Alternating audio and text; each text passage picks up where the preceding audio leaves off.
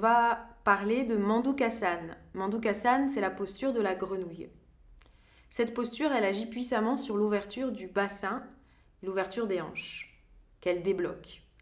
Et aussi le déblocage du plexus solaire.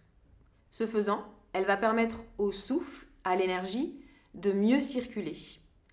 On sait aussi que débloquer le bassin, c'est débloquer les énergies de la jeunesse, de la longévité.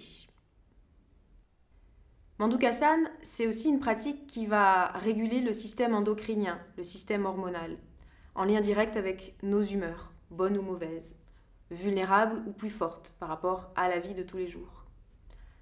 On peut dire que cette pratique, elle va accroître la vitalité et donner un corps plus confortable. On va commencer par écarter les genoux le plus possible et venir poser les fesses, soit sur les talons ou si possible devant les talons, le pubis au sol. Puis on pose les mains sur les genoux et on ouvre bien l'abdomen, la cage thoracique dans l'étirement. Les yeux montent dans le front, fermés, fixez un point entre les sourcils. Tout en bas, à la base, l'anus est contracté.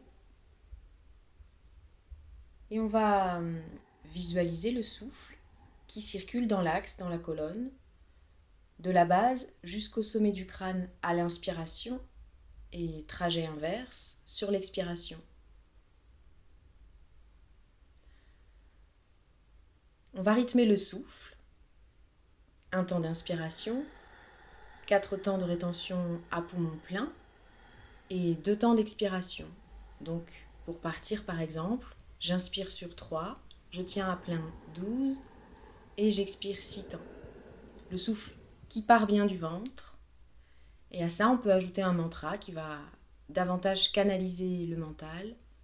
Par exemple, So à l'inspire, pendant le plein, Ham à l'expire.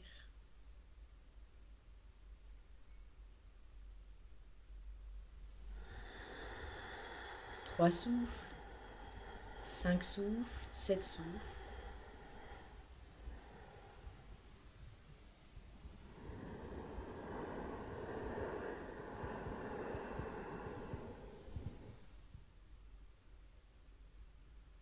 Pour cette première phase, une attention particulière à bien rester dans l'étirement, à laisser tomber le poids du bassin, à laisser le temps, le souffle, délier, dénouer les nœuds. Sur une expiration, sans quitter le point des yeux devant, je vais avancer le buste, retourner les mains, les doigts vers le pubis.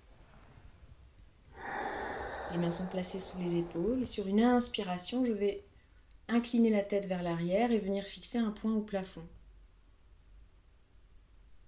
C'est possible aussi, bien sûr, de garder la tête dans l'étirement de la colonne et de fixer un point devant, sur le mur en face.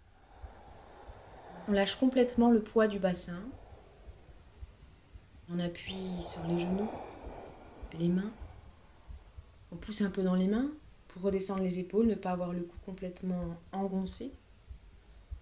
Et dans cette deuxième phase, à nouveau, on va reprendre le rythme 1-4-2, le trajet du souffle dans la colonne, avec le mantra, So à l'inspire, pendant le plein, Ham à l'expire.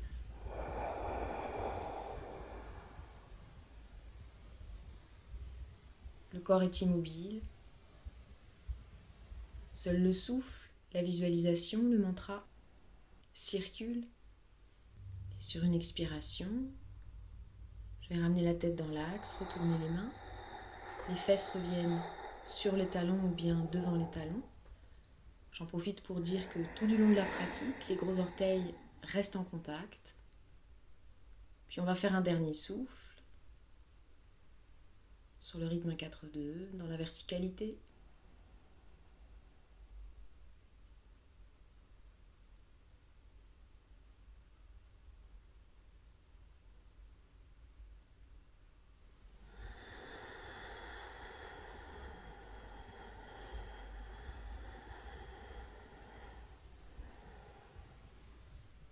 Et puis on va se poser dans l'observation, l'intériorisation.